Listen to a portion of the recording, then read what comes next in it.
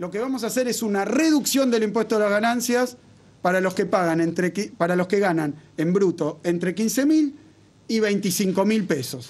Una reducción que, para poner algunos ejemplos, porque el impuesto a las ganancias es distinto para el casado que para el soltero, porque puede deducir, o sea, pagar menos aquel que tiene hijos, por ejemplo. Eso se le descuenta, pero son categorías tributarias. Yo pongo la tabla completa, pero lo voy a explicar para que lo entienda todo el mundo.